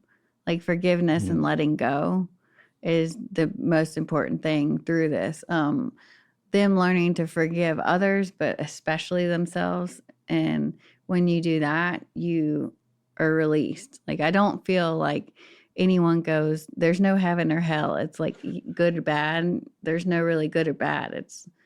We have lessons here on Earth to learn before we go. Supposedly, we signed up a contract at what happens in our life this lifetime, and we work through it. And if we work through it, then I think we're free. But if we don't work through it, we come back in another form to go through it again. Like, because you think about it, like Earth, you go back to the universe, you're going to come back, you're going to go back and forth. Some people choose not to, some people do. Which leads to that question of ghosts. Okay, and I know you avoid haunted houses, and I don't blame you, I do too. But it does make me wonder, I mean, ideally, in other words, the way it's supposed to work is sort of the experience you have. A person passes on, loved ones are there, they go to the next place. Their learning continues, their spiritual evolution continues. But then it's like, oh, but that house is haunted, or there's a ghost, or a psychic will go to a place and go, oh yes, there's still spirits that are hanging around here. So what's happening in that case? In other words, to me, that sounds like, well, it doesn't always work. Sometimes people, don't quite make it over the hurdle into the next place and they get stuck. What is your understanding of what that experience is? What has happened to that person? Why have they not made the successful transition? I feel like they have a choice to work through things. I don't know, some people are left behind or different ways. I feel like spirit ghosts are different. I don't go to haunted houses. I don't watch violent movies. I can't watch anything that with violence now. I'm just too sensitive. I really don't even watch TV anymore. I watch maybe Hallmark movies because they're happy. I know people laugh, but literally I can't watch TV anymore because I can feel it in my body. Like even the news. Yeah. I'm like, it's making y'all more angry, miserable, everything. Like just turn it off. They want separation. They want us to fight. They don't want people to love each other. Just turn it off and realize we are all connected and work with each other, and we can all have differences of opinion, but we can still be friends and still be loving and respectful to each other.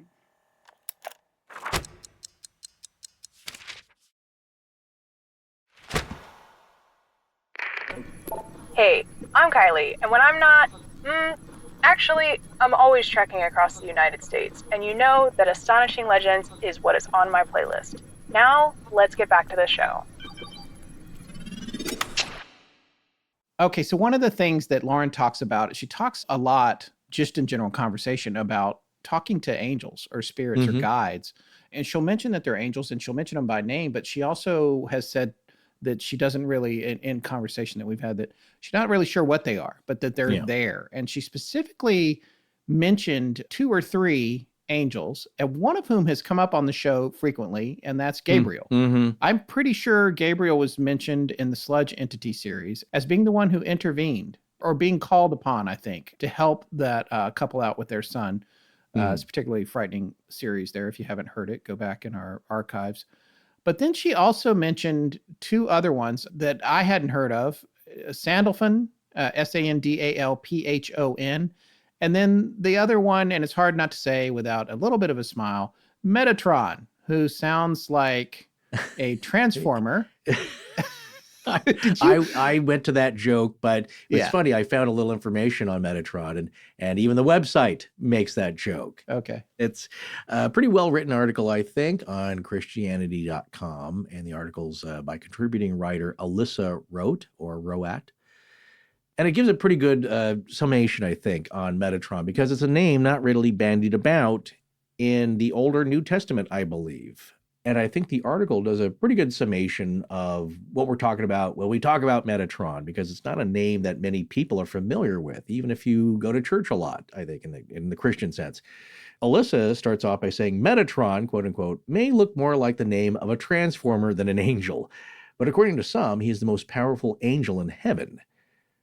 Metatron is a high-ranking angel, or being in Jewish tradition as well as in some Christian, Islamic, and occult traditions. To some, he is a once-human angel, graced to gaze on the countenance of God as his scribe and a mediator between God and Israel. However, there are several issues with the idea of Metatron. And where does the legend come from? Well, Metatron is mentioned in the passages of the Babylonian Talmud, in mystical Kabbalistic texts, and in the apocryphal books of Enoch. The Talmud is a central text of Judaism consisting of discussions and commentary on Jewish history, law, and customs, and for a long time the Talmud was passed down as oral tradition until it was compiled and recorded in the 2nd century AD as a document called the Mishnah. I hope I'm getting the names right. Commentaries on the Mishnah were then written down, comprising the Gemara, the second part of the Talmud. The Babylonian Talmud mentioned above was completed in the 5th century AD. Well, we love history around here, so I thought I'd do that. The Talmud is not considered a sacred work in Christianity, and although some teachings from it might be compatible with Christian teachings, the entirety of the New Testament was completely written and largely compiled by the time the Mishnah was written down and made canon before the Babylonian Talmud came to be. The apocryphal books of Enoch are pseudepigraphical. Oh, I hope I'm getting that word right.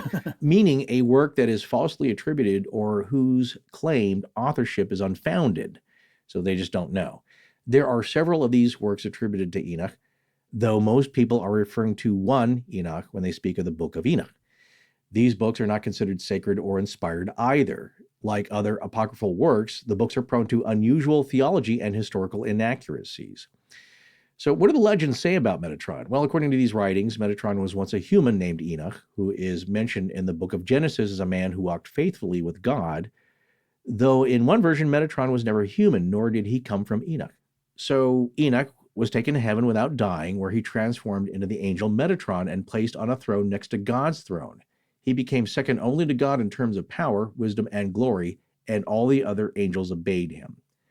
So it goes on, of course, to say, what does the Bible say about Metatron? And the article says, Metatron is never mentioned in the Bible. However, Enoch is mentioned in 2 passages, Genesis and Hebrews, 15:18 and 11:5, respectively. So the idea, though, is that we've talked about Enoch and Enochian magic before. I think he first came up because he is tied to part of the mystery of Oak Island, and that the 9 chambers of Enoch may have something to do with the money pit. So anyway, it's a little esoteric in a sense, in that not much is known, but he keeps coming up in our studies, in our pathways here. So let's look at Sandalphon, because this is interesting. Yeah. They're connected. Sandalphon, and it's spelled like sandal, then Phon, is apparently, this is from unifycosmos.com, which is an interesting website. It has Sandalphon as one of 2 twins who were once human but have now risen to angel status. Metatron's twin. known for praying to God and the divine world, as well as being linked to the tree of life. The tall angel is a nickname for him. He symbolizes our relation to both the earth and the sky. He knows the power of prayer, what it means to pray, and what it means to receive answers to those prayers, since he was once human. And according to this website, Sandalphon was the Old Testament prophet Elijah, who was brought to heaven and turned into an archangel. Sandalphon is one of the tallest angels. Moses was said to have called Archangel Sandalphon the Tall One when he met him on his visit to the third heaven, according to Jewish apocryphal literature.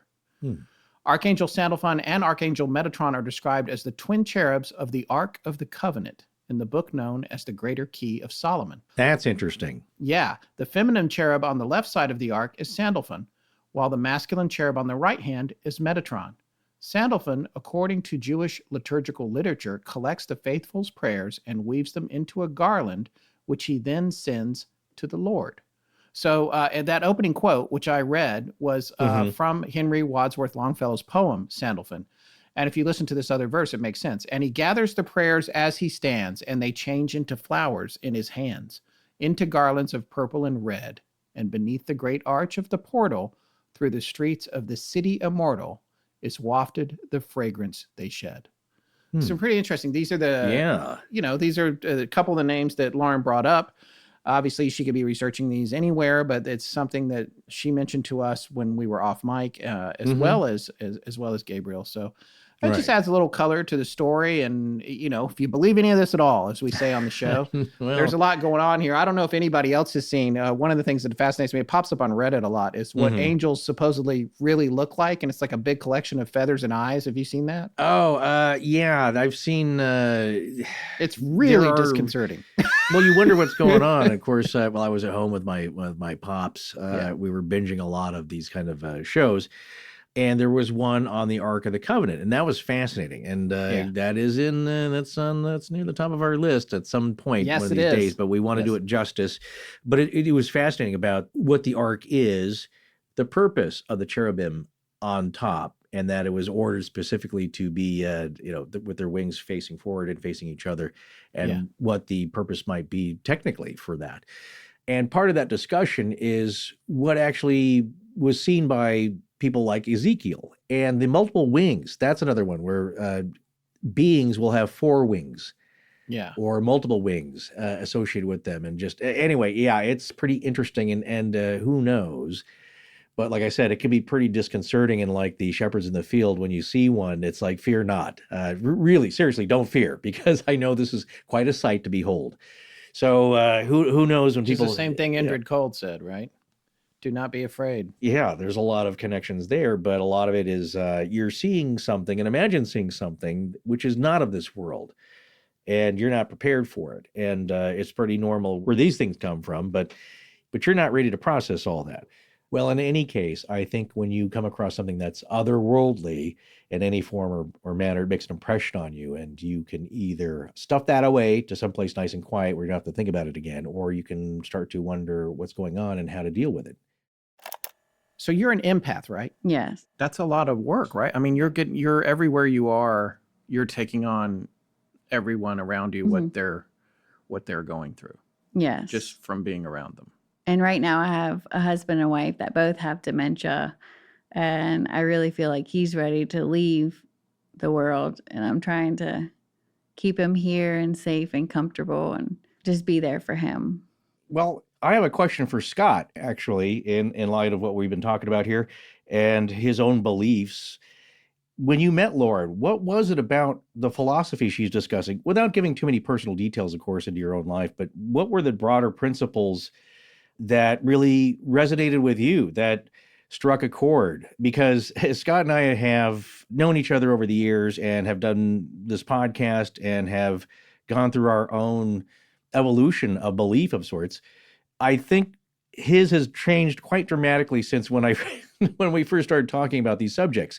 And I think that's his path. That's what he's meant to go through, as well as myself, that we're both evolving and adjusting our belief set. But Scott, what was it about meeting her that really moved you so much? And how has that changed your philosophy on the other side, on life after death, for you and your wife? It was a unique experience, and it's interesting to talk about it with Lauren right here. But I guess like I said at the outset in the introduction, Emily and I were particularly, I think, worn down after the holidays. Not in a bad way. There was a lot of wonderful things about them, but there was a lot of intense stuff too, emotionally across the board for us. Not, both internally, externally, just all around. The whole thing was like a tumultuous time, and especially being the 2-year anniversary of her mother's passing, which was a particularly painful passing, COVID related, which people who've listened to the show have heard me say in the past.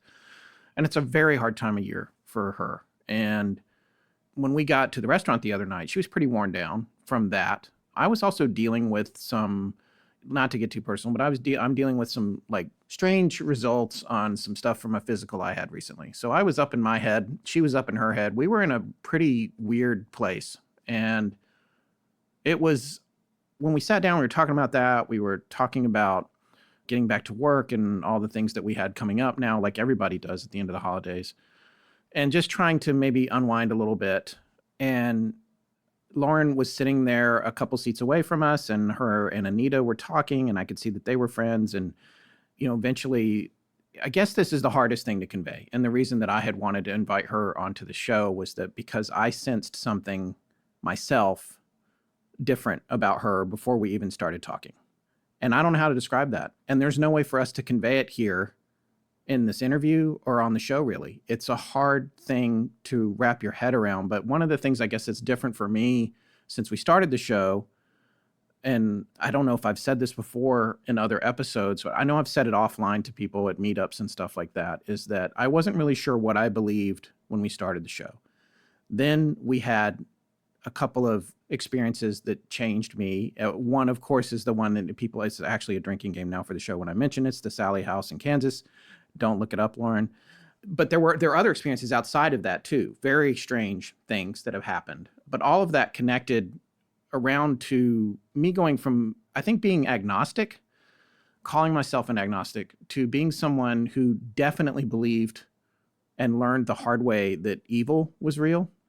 And my conclusion from a very yin and yang philosophical standpoint was that if that's real, then so must be the good, which is a weird way to come around to believing in a higher benevolent thing.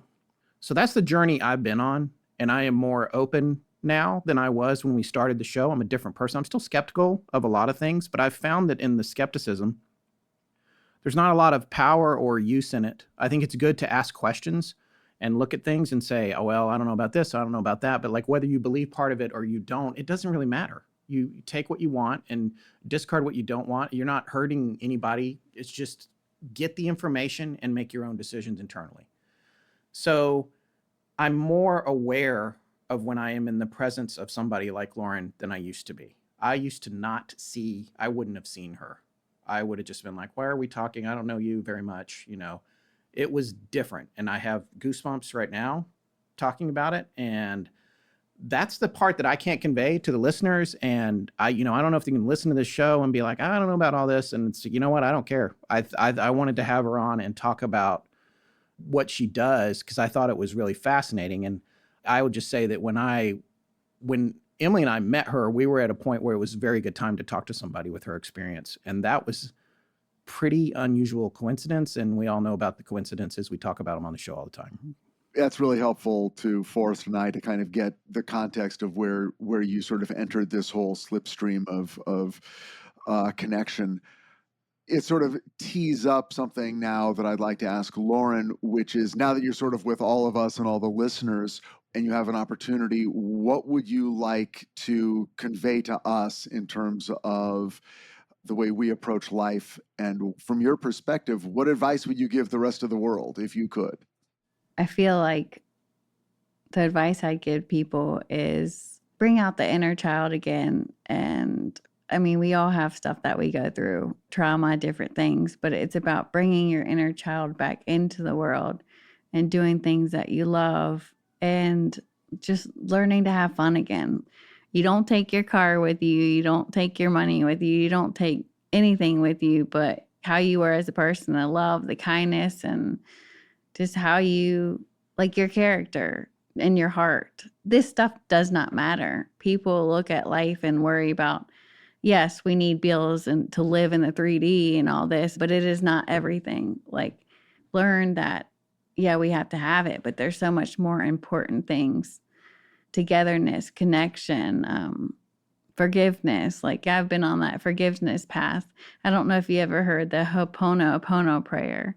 It's a Hawaiian prayer. So you listen to it in meditation and it helps you forgive. Because the biggest thing is it's hard for people to forgive themselves. They can forgive others, but forgiving self literally frees you, like frees your body, mind, and your soul. Because we take a lot on. That's a great message, but I mean, it's like people either hear it or they don't, right? So what kind of help do you think you can offer people if they're not reaching out to you in the first place to, specifically, because it's beyond just being an end-of-life doula, the kind of advice that you offer? Yeah. So I guess it's just right now, it's mostly word of mouth is how people get me. I usually help my parents' friends if they need help, or someone will call me and need someone there. I just feel like being there for people, like how I met Scott.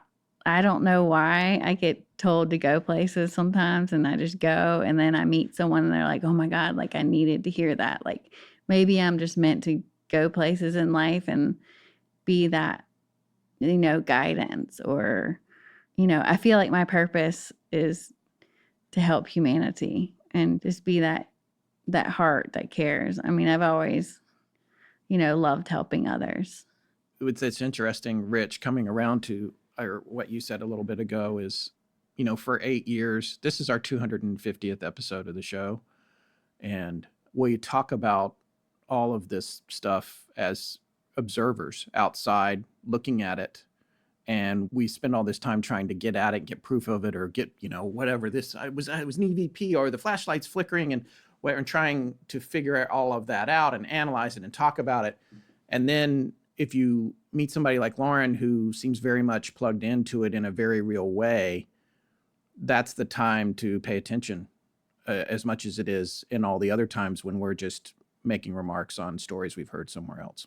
We've heard it from Scott's point of view, but now let's hear it from your point of view. You're sitting in a sushi restaurant, you're talking to Anita, you look over, you see two people that you eventually find out are Scott and Emily. Mm-hmm. Were you picking up signals or chills, or what were you getting from them when they walked in? I was picking up chills and just signals, and they looked like they've been going through a lot. And I just started asking them questions, and I could just tell it would be nice to talk to someone and just ask questions and see how they're doing.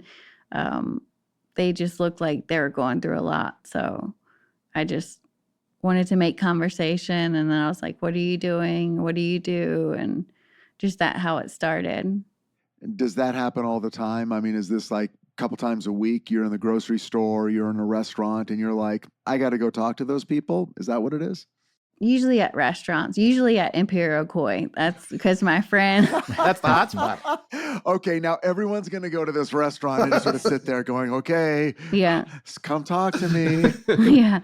I mean, it happens every now and then. It happened at the gym. I started at Orange Theory, and two girls were talking about spiritual stuff, and I chimed in, and now we're like soul sisters and talk all the time, and they'll send me little things like, oh, I hear ear ringing today. I was like, well, listen, because usually when you have ear ringing, it's spirit telling you something, or something that you're thinking. It's communicating with you that that's something you need to do, or it's a good thing. Okay, so coming back around here to this last section, I don't know a whole lot about how Lauren does what she does, but empathic personality and empathic person, that's very clear. And what was interesting to me when Emily and I met her and we were at the restaurant that we've been talking about, you could see that she was connecting to, in an emotional way, to a lot of people in there, even though she was sitting by herself. I don't know how to describe this. I can't see auras. I don't know how that works. I don't know what I think about that, but I just felt like she just seemed like, even though she was sitting alone, she wasn't alone. I don't know how to say it. Like there was a lot. When I looked at her, I felt like I was looking at a group of people. Really? Yeah. And I don't know how to describe that. And there's no way to get that out of this interview. And I was like, oh, I got to get her on the show. And like, I don't know if it's coming across. I don't think it necessarily is, but I want our listeners to know it was a very sincere idea to try and convey that, but I don't think it conveys. And there's something else that I want to say, because we're getting near the end of the show here. Mm-hmm. There's a lot of stuff that happens to us outside of the show that is really, really connected to us personally and connected to things that are happening in the people that we talk to or the subjects that we're covering that we would never talk about because it's really personal and you can't share it. And so internally you're thinking, God, if the listeners just knew this, they would not believe it because it's so amazing. But you have to keep some part of yourself to yourself when you do what we're doing here. Because anybody can be listening to this. I'm still trying to maintain some modicum of privacy in my life. Right. But I guess I just want to say there are other components of outside things happening. It's not something that I want to put on a public podcast. And it's not just with this, it's with the Sally House. It's with a big, take a drink. It's with all of a lot of other topics. When we say, hey, a topic came to us, a lot of times it's a lot more than just what we're telling you on the air that made it seem like it was time to happen. But some of it you think, oh, if I said this out loud, people would think I was crazy. But then you get to a series of coincidences, too many coincidences are happening, So that's as good as that's going to get, folks. And I'm sure a lot of people are like, oh boy, this is the last one of these I'm listening to. You guys are never going to make it. Self-indulgent. It's self-indulgent. I've told you before we started years and years ago, my friend, that, and I've told the audience too, because I believe this, is that we're all on a journey here together. We're just doing it individually, like death. We all go through it individually, but we're all in it together. And I think, I don't know if we all end up in the same place. I like to think that people we've interacted with who weren't so nice maybe don't share the same place because I don't want to see them again. But that was kind of interesting about what Lauren was saying earlier, and everybody's got their dogma. I'm not saying, that what she's saying is right or wrong compared to anybody else, but she was just kind of saying, well, I don't think there's a heaven and hell. There's no good and bad, really. You're just here to learn lessons. You're here to learn the lessons. I guess, if you believe in the reincarnation portion of it, which she said she did and you said you do, and maybe it's like that thing. It's like Defending Your Life, a movie we frequently reference. If you haven't seen it, you go up and you go to court. You have to make your case for, do you get to move forward or do you come back, you know, and do it all again. That's another one I recently watched a few months ago or last year, probably over the summer. And that what I liked about what Albert Brooks wove into that message was that it's about fear. Is that, are you going to live your life fearlessly and do remarkable things, or are you going to live all timid and balled up and only doing your small little things and thinking very small and not venturing forth? Or are you going to live with courage and fearlessness? Because that's how you really should experience this often scary, often troublesome, but often wonderful life that we're all living here together. I couldn't agree more. And I think aside from that lesson and some of the other lessons that we talked about or potential lessons we talked about, and, there's no bad advice here. It's, it's just about, oh, do I believe this? I don't believe it. I don't care. There's nothing here that anyone is saying, Lauren included, that's going to send you down the wrong path. It's all about your belief system. And, what she talks about is being loving and caring for people, especially when they're getting older or they're getting to a point where they don't have a long time to live. And the other thing that she talks about is forgiveness. And she mentioned that Hawaiian prayer, which I thought was really fascinating. I'm probably going to not do great at saying this, but it is the Ho'oponopono prayer. Ho'oponopono. Ho'opo. No, it's Ho'opo. Hang on. I've been to Hawaii. I think I can say this right, just because I've been there. The original Ho'opo. Sorry, Sarah definitely cut this down. The original Ho'oponopono prayer, which I found on this website that actually has it here. I wanted to read this real quick because she was talking about this as a prayer of forgiveness. Divine Creator, Father, Mother, Son as one. If I, my family, relatives, and ancestors have offended you, your family, relatives, and ancestors in thoughts, words, deeds, and actions from the beginning of our creation to the present, we ask your forgiveness. Let this cleanse, purify, release, cut all the negative memories, blocks, energies, and vibrations, and transmute these unwanted energies to pure light. And it is done. Yeah. which, I'm hoping, I just grabbed this off the internet pretty quickly. I'm hoping that's the actual text of the prayer. I think I've got a good source here. We'll have a link to it in the show notes. But whether it is or it isn't, the idea of forgiveness, that seems like a very critical thing to me. I know more than a few people who are trapped in a spot where they're having a hard time forgiving others or forgiving things. Mm-hmm. That's a bad place to be. And it's a hard thing to get out from under. And I think that's good advice, is to forgive. And not only the other thing that Lauren said was to forgive yourself. And that's an important thing too. Forgiving yourself for your mistakes and your missteps. And we come back to defending your life, live with courage, forgive yourself. I mean, all these messages, it's all the same thing, by the way. A lot of the aliens say, when they give you a message, the aliens come down or whatever, after they poke and prod you on the ship, they're like, you're destroying the planet. Forgive yourself, live with courage. I mean, it's all the same stuff. It's coming from everywhere. I don't know. It's the golden rule. I've clearly lost my mind. No, here's the thing. We've talked about this before. You and I have debated this. It's like, do you pay more attention to the messenger or the message? And I believe that you should consider the messenger, but pay more attention to the message, which is love others as you would love yourself.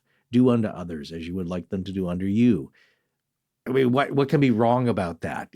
Like, what? I don't care who said it. I don't care if that person's awful or they're the best person you know on earth. The message comes through. It's the same. And that's what we're talking about here. And if the message is, you don't have to forget, but you should try to forgive as much as you can, because that really takes a burden off you in this life. And you'll free up and you'll enjoy life more if you can learn to do that. Forgive others and forgive yourself. Again, you don't have to forget. You shouldn't try to keep making the same mistake, and you shouldn't put up with other people trespassing on you. But forgiveness, it's one of the most difficult things there is in life. And if you can attain that and master that in a sense, or just be at peace with it, it really frees things up. All right, folks, on that note, we're going to jump over to our very last interview segment here. What would you say to people who are the skeptics and debunkers and just don't want to believe, I guess, in what you do and the value of it? And I mean, from my personal point of view, it's like, when you're at the end of life for anybody, and it happens to all of us, so it's not an uncommon experience, and certainly we all deal with it differently, as we've been talking about, is that it doesn't matter to me what comforts somebody or what your beliefs here are, because to me, it's all ego. Yeah. Whatever you think you know or makes sense to you, or what proof you have or don't have proof of that you can set your rationality to, it doesn't matter when you're on your deathbed. But what would you say personally to people who need a little something to prove that life is worth living and that there is something beyond this, as you say, 3D world, and that there's something to look forward to? Yeah, I think, like you said, talking about the human ego is the one that judges and everything. So when the human ego is gone, the spirit, like, people open up to understand. But everyone is quick to judge and have different opinions. But I think it's also about experience, and everyone has different experiences when they're passing. But as a doula, you come in and try and make it the best experience they can and not be scared and just be there for them in any way they need. But yeah, I feel like the 3D world, like you said, will be like, oh my God, you're wrong, or it should be spiritual, or it matters for that person and that person experiencing love and being loved and just being there. And I think for me, it's more through the heart. I do everything through my heart and showing that love. And I think when people realize, when the loved one, so many people lately have been like, oh my God, I see this now, or I've experienced it with my loved one. But I do think it's about having an open heart and just being like, hey, that can be real. That's my experience. But more people are experiencing it now. When I say, oh, what was the dream like? Oh, she came in and said this. And I'm like, she's sending you a message. And then like they had it again. They're like, oh, thank you so much. And then this is another thing. My mom's best friend's husband had Alzheimer's and he was declining. And I went and saw him, and she was sitting on the bed and we were talking, and she goes, oh my God, I had a dream about him last night. I was bawling, and I was like, what was it? And she said he showed her a card of, it was Valentine's Day many years ago. And it said, I love you so much, talking about how much he loved her, because he couldn't speak in the bed. And I was like, oh my gosh, he's showing you that he loves you and wants you to know it, because he can't speak it. He can't say it because he's about to go. And he went 3 days later. These are my experiences. But then when I talk to more people, they're like, oh my God, my grandmother did this, or the lights flickered. And I'm like, that's them communicating with you. But it's just about being open, because some people are like, I don't see a sign, but I'm too scared. Like, a lot of people are scared to open that door, really be like, oh, wow, this is real. But then some people are like, I don't believe it. Once you experience it, you're like, whoa, it's real. That's Rich Hatem right there. He is he's signed up for the journey. He's got his ticket. He's just waiting for something to punch it so he can go on his investigative journey. But return safely here, because we all love and need him, and also he has a family and financial obligations. So we don't want anybody going off before their time. But Scott, any final thoughts? Well, firstly, thank you for your time today. Very Thank much you. Coming in on your day off. I guess the thing I would say is, like, as we look at this show and our listeners listen, and they, listen to all these stories over these years, and they try to figure out, where their belief comes down in a story that we've shared, or a legend, or whether it's the Jersey Devil or the Mothman or whatever else. Everyone's trying to figure these things out. And I think in talking to Lauren, this is a person who's actually having these experiences and is here in person. And I guess, to me, if you believe in some of our stories and what you hear, then you can also believe in what Lauren is saying, which is actually way more practical, because it pertains to every single one of us, because everybody listening to this is going to die. Everybody. But not everybody's going to see the Mothman. Not everybody's going to see the Jersey Devil. So I think it's good to get information about, from our show, about things that might be beyond the scope of what we normally cover, but in a weird way, more pertinent to everybody. I think what you're talking about is that it's like you've had 100 conversations with Rich and other friends about this, and like, well, what's really going on? What is the Mothman? What is life after death? What is happening? Does what we believe down here influence anything? Is it just what we choose to each of us to see individually, like that? It's that formless miasma of mist. But to one person, it looks like a dog man. To another, it's just fog or a shadow man. I think it's all very personal. But one thing that you can say, and I think what Scott's getting at, or at least what I take from it, is that out of all these experiences, and no matter what you believe or don't believe, is that yes, we all pass on, but we pass on to something. The truth, the objective truth to me, is that there is more to our experience as human beings than what we can see here now, and that there is more waiting for us. And it's not bad. So it's something to give us hope.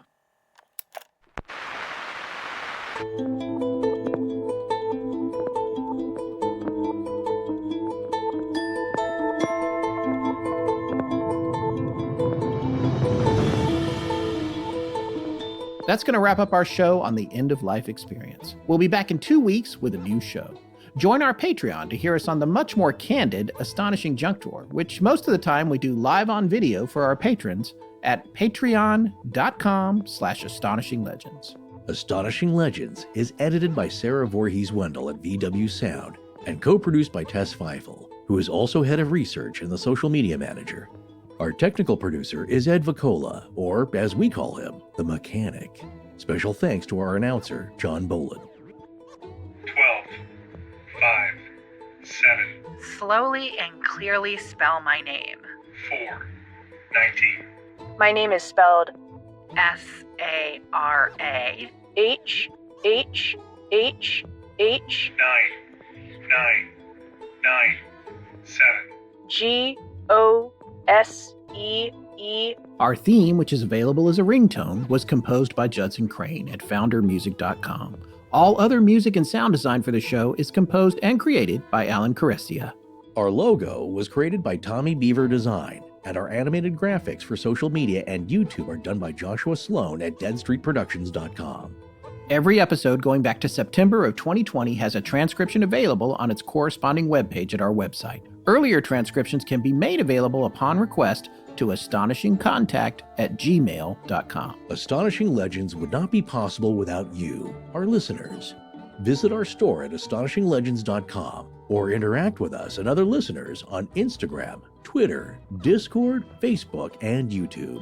You can also visit us at patreon.com/astonishinglegends, where patrons have access to additional bonus content, including the Patreon exclusive show, Astonishing Junk Drawer, which is available every week. The main show is not. No part of this show may be reproduced anywhere without permission. Copyright Astonishing Legends Productions. Good night.